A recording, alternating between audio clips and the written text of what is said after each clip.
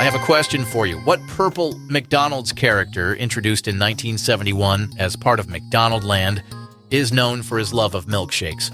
Hi, I'm Mark Ellison, host of the podcast 5 Daily Trivia Questions. Here's another question. What NFL team, founded in 1961, is known for its purple uniforms and Viking horn logo?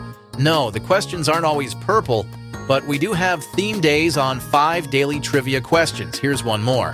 What 1984 Prince film and album features the hit songs When Doves Cry and a song about rain? Follow 5 Daily Trivia Questions and come play along. Oh, and the answers: The Grimace, The Vikings, and Purple Rain. 5 Daily Trivia Questions wherever you get your shows.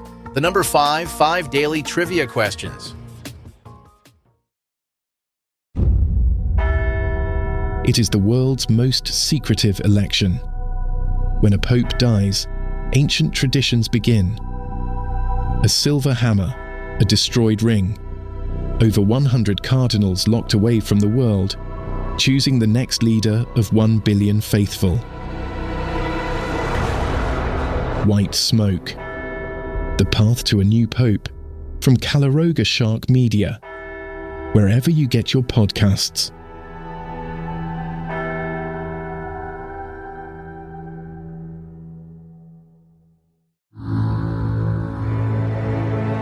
Calaroga Shark Media. From Steak and Shake, where health policies are decided, this is Ballot. That's right. Order whatever you want, eat whatever you want, just lay off the bun. I'll have 3 shakes, please. Let's hit this. Howdy, I'm Patrick Gutfield. I'll take a garlic double steak burger, cheese fries, and a Diet Coke.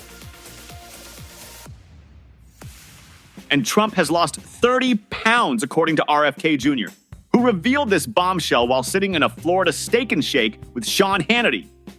Not at a hospital or health clinic, at a Steak and Shake.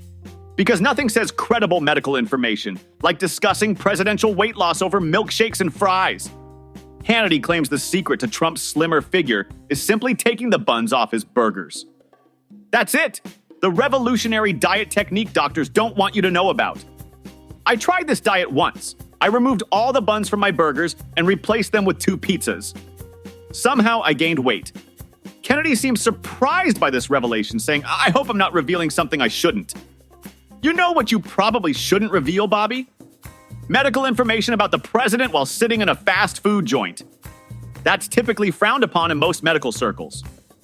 Trump himself claimed back in January that he lost 20 pounds because he's been so busy and can't sit down and eat.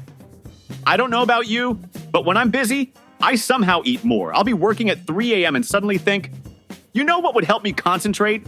An entire rotisserie chicken and a tub of ice cream. This is quite the transformation for a man who famously had the Diet Coke button reinstalled on the Resolute desk. You remember? The presidential button that summons not nuclear codes, but a fizzy beverage. Very normal, very cool.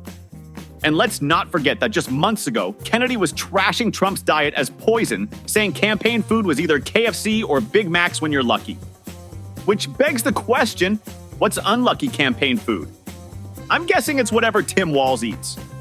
When Trump got arrested in Fulton County last year, he claimed to be 6'3" and 215 pounds. I haven't seen numbers that fictional since cryptocurrency was invented. So Robert F. Kennedy Jr. is now telling food companies to remove artificial dyes from our food supply. The same RFK Jr. who was just gossiping about Trump's bunless burger diet at a Steak and Shake. I guess removing burger buns is just the beginning of the administration's health revolution. Kennedy told PepsiCo and Kraft Heinz that he wants all artificial dyes gone before he leaves office. That's right, the guy who was photographed on Trump's plane surrounded by McDonald's meals is now America's food police. Talk about a character arc. This is clearly part of Kennedy's pledge to tackle chronic illnesses by overhauling the U.S. diet. Is that why Trump lost 30 pounds? Is the president the first test subject in Kennedy's grand health experiment? I can just imagine Trump in the Oval Office. They took my Big Mac bun and my artificially colored Cheetos. This is worse than my indictments. Kennedy also wants fast food chains to switch from seed oils to beef tallow for French fries. So basically, he wants to make America's arteries great again. Nothing says health revolution like deep frying potatoes in animal fat.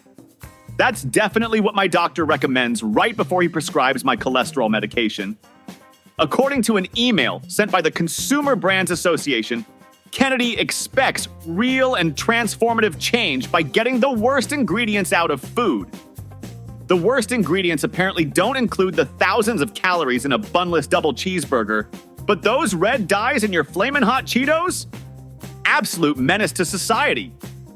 The FDA is pushing for a federal framework on food dyes to avoid states creating their own rules. Because if there's one thing worse than artificially colored food, it's letting California decide what's healthy. I hear Tim Walz is particularly upset about this. Meanwhile, PepsiCo says they're focused on providing consumers with convenient, affordable, and safe foods and drinks.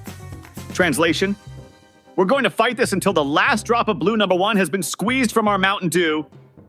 I can't wait to see what color my Doritos will be after this policy takes effect. Probably beige, like everything else that's healthy.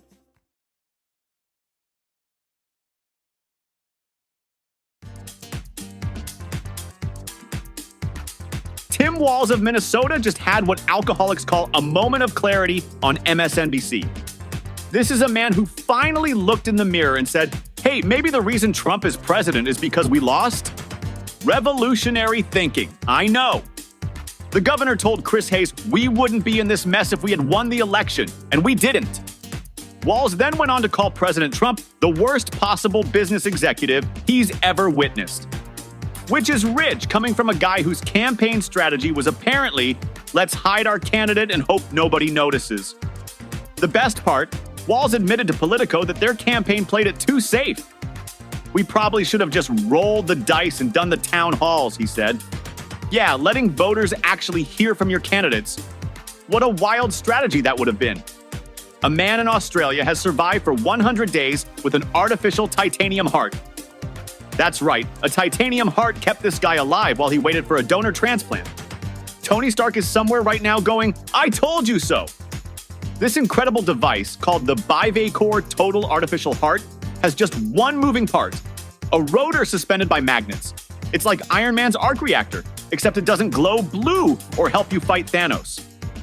The patient, a man in his 40s who chose to remain anonymous, unlike Tony Stark, who literally announced, I am Iron Man at a press conference, became the first person worldwide to leave the hospital with this device. He's now recovering after receiving a donor heart earlier this month. The difference between Elon Musk and Tony Stark? One of them uses their billions to help people with life-saving technology, and the other one parks Teslas on the White House lawn. The titanium heart pumps blood to the body and lungs, replacing both ventricles of a failing heart.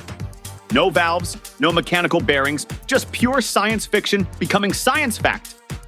This isn't just a step forward in medical technology, it's a whole Iron Legion of progress. So there you have it. Tony Stark's legacy lives on, not in flying suits of armor, but in titanium hearts keeping people alive. Now, if we could just get Patrick Gutfield a vibranium shield to deflect criticism, we'd be all set. By the way, I got some complaints that I used Thanos in the jokes here, as opposed to a more traditional Iron Man villain like the Mandarin. The Mandarin is actually one of Trump's arch nemesis. You know why? Because it's a fruit. Portions of today's show were made with the help of Marvel Comics, AI, and BUNLESS burgers. It is the world's most secretive election. When a pope dies, ancient traditions begin. A silver hammer, a destroyed ring, over 100 cardinals locked away from the world, choosing the next leader of 1 billion faithful. White smoke. The path to a new pope, from Caloroga Shark Media, wherever you get your podcasts.